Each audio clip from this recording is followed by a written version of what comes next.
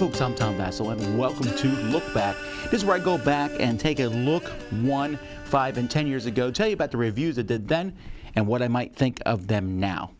First of all, a year ago I took a look at Pug U, which is exactly as it sounds, and it has cute pugs in it, and yet that is not enough to make up for how, forgive me, repugnant the game is. It's just bad in every way possible.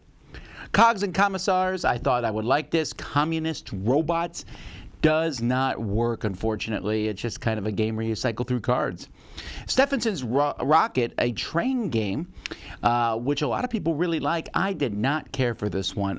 This has a lot of auctions in it where you're basically arguing and bidding, forcing the person who, you're basically bidding to see which way trains go. And it just has a weird auction element to it that I don't like. Nice components, though. Soundiculous, this is a game where you just say stuff that sounds ridiculous. It's a funny little card game, but kind of okay. Kami-sama, this is from Colossal Games, where you're rotating a board and then trying to place different buildings and things on the boards as you rotate them, using the special powers of your spirit. I thought it was okay, but as the game goes by, the board got more crowded and not as interesting. Volkswagen, I don't even know if I'm pronouncing this one correctly, but this is a stick stacking style game for kids. Well, not just for kids, it's for anybody. Really nice components, and I did enjoy this one. Cool Catch, which is the renaming of this game, another game for kids as you're moving down different paths trying to catch fish for your folks. Flipside, this is Flipside, the card game, I guess is what this is called. This is a really generic looking game, and I only played it because of the name. But I did like the idea of trying to flip the cards over to the opposite side to see what the number is. I thought that was a neat idea.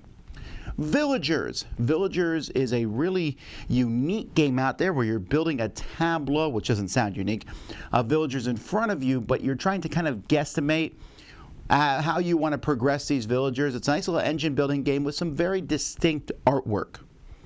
I took a look at A Feast for Odin, Norwegian's expansion, which I liked a lot. Although, considering I ranked the original game at 10, this might seem low.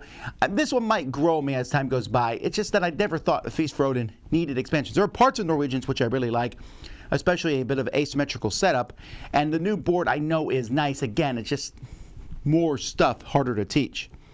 The Brigade, a cooperative game. I think we played this one live here, where you're all trying to put out fires in town, and the best firefighter is going to win, although it's magical fire and it's a fantasy world, but it works really well.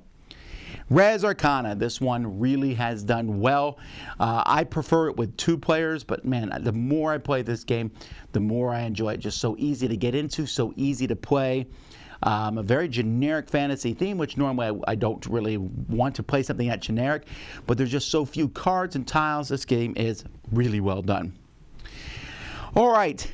Let's see, 5 years ago, I took a look at a really bad Hobbit game, the Hobbit Tower, which is a very boring set collection style game. Pressure Cooker, this was a speed style game, which didn't have that great components. I mean, this is not the first or last speed cooking game there is. I guess that's kind of a thing, maybe, but this one just didn't come across very well. Neptune. This game here, I think I would have enjoyed this more if it wasn't just this. I mean, it's an okay game, but it's just the same old deliver stuff in the Mediterranean. I mean, really, really generic. Release. This was a cool little theme here.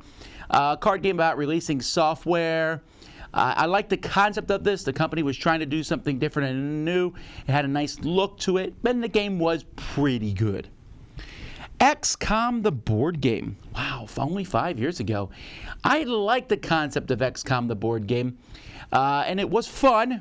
You'll notice I dropped it slightly, mostly because the idea of going through and fighting in a XCOM area has also been done by like Level 7 Omega Protocol.